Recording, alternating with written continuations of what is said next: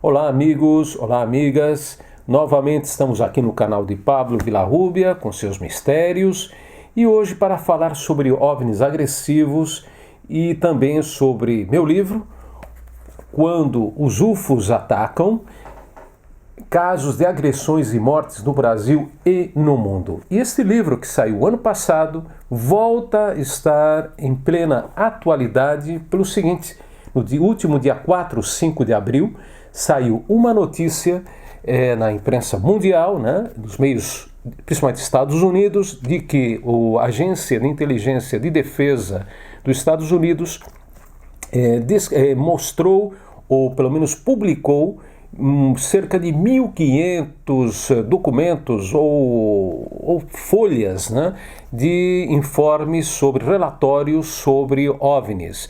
E no meio desses documentos apareceram também, atenção, casos de OVNIs agressivos que tiveram, que foram estudados pela defesa e pela inteligência dos Estados Unidos. E o curioso é que, depois eu falarei um pouquinho mais do Quando os UFOs Atacam, está publicado pela Biblioteca da Revista UFO, de Ademar Gevaer, prestigiosa coleção, a biblioteca mais ampla, a maior biblioteca ufológica do Brasil e da língua portuguesa.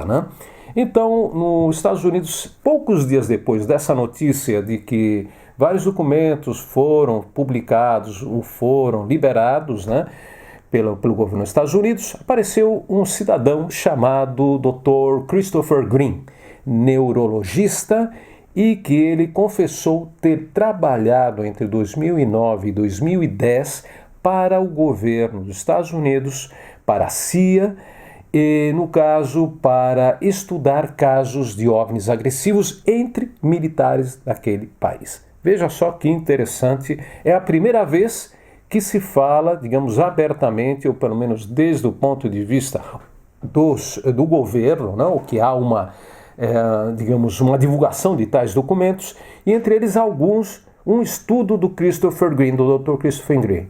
Ele descobre que, estudando casos de militares que estiveram em contato com os OVNIs, que alguns deles apresentavam queimaduras e inclusive lesões cerebrais provocadas possivelmente por micro-ondas.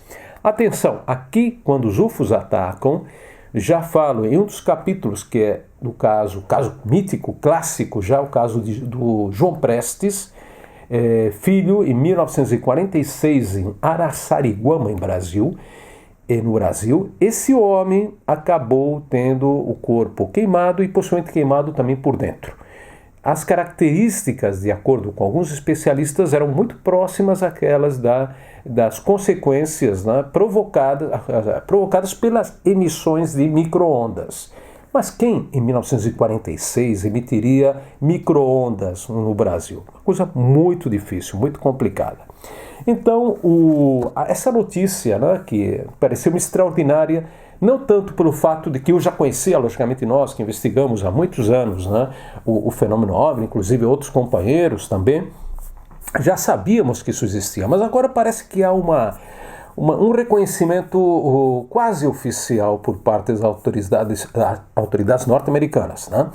Então, o curioso é que nesse informe, o Dr. Green ele apresentou o ano passado um resuminho desse estudo que ele fez. Ele disse que pelo contrato que ele assinou junto com o governo dos Estados Unidos, ele não pode revelar todos os detalhes, os casos, nomes também das pessoas que apareciam, militares nesse caso, mas ele sim que fez um resumão, e também ele mencionou uma série de casos brasileiros, veja só, entre eles, como não, o caso da Operação Prato, acontecida em 1977 e 78, vocês conhecem perfeitamente, é o caso em que o Irangê Holanda, ele, o comandante, ele esteve presente, chefiando essa comissão lá no meio da selva amazônica, porque houve uma série de ataques contra os caboclos, contra os habitantes, os ribeirinhos daquela região. Alguns deles faleceram, inclusive.